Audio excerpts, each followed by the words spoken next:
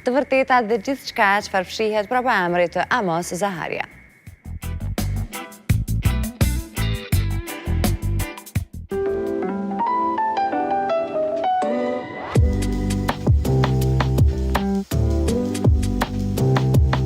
Amos Zaharia është ai emri që nuk përpiqet të pëlqej. Thjesht është vetvetja. Pikërisht kjo e bën atë një ndër personazhet më të përfolur. Karizma e Amosit nuk kupjohet dhe ka një humor që të sfidon të mendosh. Në këtë intervistë ai na flet me çiltërsi për rrugtimin e tij në jetë dhe art, për të qeshurat, ëndrat dhe të vërtetat që i mbajnë gjithmonë pranë. Një bisedë që nuk ndodh shpesh, ashtu si vet Amos. Amos, faleminderit që je pjesë e studios A. Faleminderit që erdhe në Tiranën time të lezetshme. Unë e di që të vota pak për provave. Po, për leskash më këta, po. Hajde, shumë besoj që kemi kalu mirë. Po, patjetër. Pasi jem tek provat, po nalë mirë fillimisht tek aktrimi, profesioni yt. A ka qenë aktrimi zgjedhje rastësi apo kështu zgjedhje e mirë menduar? Me thënë të drejtën, jam futur aktrimi sepse besoj që ishte profesioni më i bukur në botë, në kuptimin që nuk e quhen dot me të vërtet profesion, sepse ti bën shumë kënaqe shumë kur e bën këtë profesion dhe mua ky profesion ç'është e vërtetë më ka dhënë shumë edhe vazhdon më jep shumë kënaqësi. Kështu që është ajo shpreha që thotë që gjej një punë që mos të duket si punë edhe so unë këtë kam. Edhe asnjë ditë nuk është e njëjtë, po besoj. Cili është roli më sfidues që e ke pas, po njëkohësisht edhe më i rëndësishëm për ty? Besoj se të gjitha rolet në jetën e një aktori janë të rëndësishme, për faktin se çdo rol është një univers në vetë, është një galaksi në vetë dhe gjithmonë do zbulosh dhe do eksplorosh gjëra që tek një rol tjetër nuk i gjen dot. So për mua vetë aktrimi është nuk e bëj dot ndryshimin nga si bësh ndryshimin nga një gisht tek tjetri, jam kupton, domethënë janë që gjithë barabartë për të. Filmi apo teatre? Filmi ka qenë në fakt dashuria e parë e jetës time, se filmi i parë që unë kam bërë ka qenë Vals kur kam qenë rreth 12 vjeç. Dhe me të thënë vërtetën, nëse do duhet zgjidhja për të dyre, do zgjidhja filmin, edhe pse me vitet që kalojnë, edhe puna në teatr më pëlqen jashtëzakonisht shumë, sepse raporti është direkt me spektatorin. Nëse do të duhet ta luaje ose ta rijetoje, po thojmë një personazh negativ prej mes jetës, çfarë do të jetë ajo, cili do kishte qenë ai? Nëse do kishte qenë personazh negativ, shumë i vjetër, edhe me rijetu ashtu me qenë sistemin e lëkurën e tij. Se di, më intrigon shumë figura ta shikoj për afuse, por mbasi më intrigon shumë figura e Rasputinit, që ka qenë në prifti në kohën e monarkisë ruse të carëve. Rasputin ka qenë një personazh shumë enigmatik, shumë mistik, edhe mbasi ajo do më gjallte kur ishte që ta luaja. Amos, a kanë ende aktorët komplekse për skena të nxehta në seta? Unë vetë kam për shumë skena në nxehta në film. Pikërisht për këtë arsye, po të bësh. Dua të them këtë që ti kur e shikon si spektator një skenë, le të themi erotike në film, çdo gjë duket perfekte, duket shumë bukur, muzika, ndriçimi etj, por në fakt kur je duke xhiruar është me vërtet shumë siklet. Cilat janë limitet e tua në çdo skena?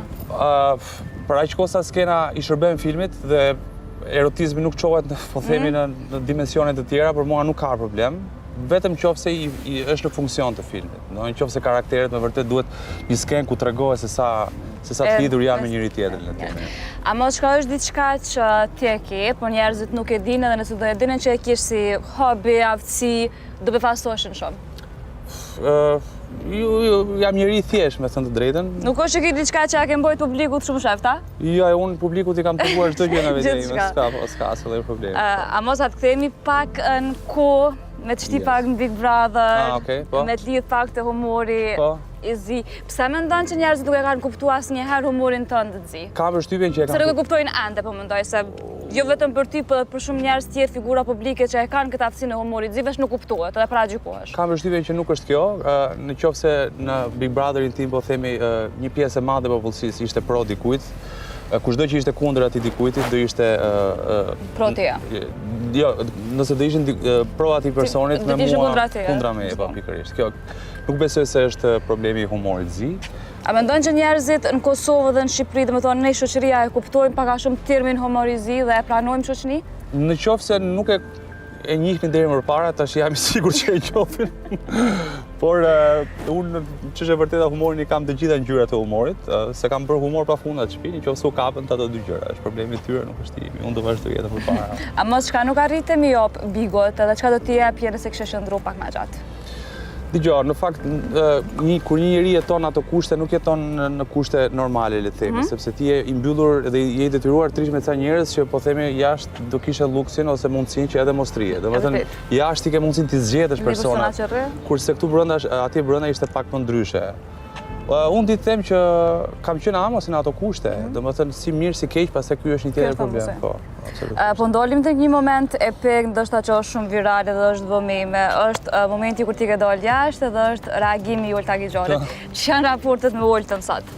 Shumë të mira, edhe në fakt siç kanë qenë edhe përpara se sa të futeshim në shtëpi. Nuk është se unë dhe Olta e krijuat aty raportet? Jo, i kemi pas më përpara, por nuk kemi ato shok që marrim çdo ditë njëri tjetrin në telefon si ç'a bën ande këtej. Nëse rastisht unë dhe Olta takohemi, mund të ulemi tavolinë, të pijmë së bashku dhe të bëjmë të qeshim si gjithmonë. Po me personazhe të tjerë?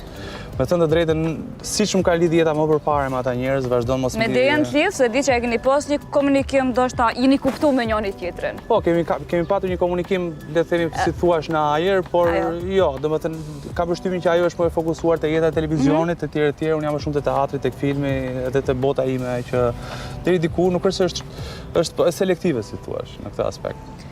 A mos ke qenë lidhje gjatë me një personazh publik, nëse s'do me të bëj pyetjen për këto pyetjet shumë private, pse u ndo, çka çoi dek të ndorja, a ka shtyç kjo lidhje me mendu që mundesh me vazhdu me post lidhje me një personazh tjetër publik, apo ta është vendon me shiku dikon që është jashtë skenave, jashtë dritave televizive?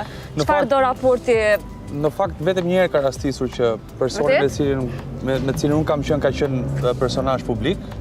Sepse në përgjithësi unë gjithmonë kam zgjedhur për veten time që jetën private ta mbaj private dhe të flas sa më pak për çështjet e zemrës, se ca gjëra njeriu do t'i mbajë për veten e vet. Tashmë vitet kalojnë edhe unë jam më shumë për qetësinë sesa për ato lidhjet e rrëmujshme, të zhurmshme, mediatike etj. Dua me vërtet një lloj qetësie sepse xha puna që unë bëj, në fakt, është shumë kaotike në kuptimin e mirë të fjalës, dhe kur vjen puna për jetën time personale, do të kem sa më shumë qetësi. Tjetë vëndi ku unë karikoj si thuaç bateritë dhe vazhdoj jetën dhe luftën. Tregon që është kjo përballja me kohë familjarisht që ka shumë vëmendje, më mirë me gjithçka? Sa e përkrani njëri tjetrin, si pritni këto? Ne jemi një familje, si besoj si gjitha familje tradicionale shqiptare, domethënë kemi shumë unitet me njëri tjetrin, kemi shumë respekt për njëri tjetrin dhe japim gjithmonë maksimumin kur ka nevojë gjithë secili pjesëtar i familjes. Jemi gjithmonë të kudo ndodhur dhe të kudo gjendur për njëri tjetrin. Si keni përballuar këto goditjet e fundit nëse veç mund na me fol? Për atë kam folur mjaftueshëm, besoj, edhe është folur goxha mediatikisht, nuk kam çfarë të shtoj. E ne nuk mund të iknim pa i bërë ati disa pyetje me humor të zi. A mos a ke menduar ndonjëherë për atë që do të thuhej në funeralin tënd? Për shembull, a mendon çfarë dëshiroja që njerëzit më thonë për ty? A e ke mendu? Jo, nuk e kam menduar. Po nëse të mendoja tash do doja që të vini një muzikë shumë ritmike. Okej. Nëse do të mund të riktheheshe si një personazh filmi pas vdekjes, cili ke qenë? Personazh filmi? Jack Sparrow mbase do kishte qenë interesante të bëje jetën e piratit. Po. Okej, cila mendon që është akoja më e errët që njerëzit e dinë, po thjesht nuk kanë guxim me thonë me zot lart? Ka kaq shumë sa që unë nuk di nga të filloj. Një. Ja. Një. Nëse jeta juaj do të ishte një film horror, cila do të ishte ose si do të ishte skena e vdekjes? Nëse do ishte një film horror, jo detyrimisht duhet të vdisja. Dikush shpëton në përfilm. Si do të ishte vdekja e dikujt, pra. Martis mbase do ishte filmi, Martirët. Edhe pyetja e fundit nuk është dark humor, po është pyetje në përgjithësi, a mendon që arritja e njerëzve është fat, apo mendon që realisht duhesh me punu dhe duhesh me jap tepër për ato që e dëshiron për me arrit diçka? Kam përshtypjen është një miksimi të dyjave bashkë. Domethënë nga një anë ti do ta bësh punën deri në fund dhe pastaj nëse fati e paraqitet do ta kapësh në ajër. Besoj se kjo është miksi më i mirë.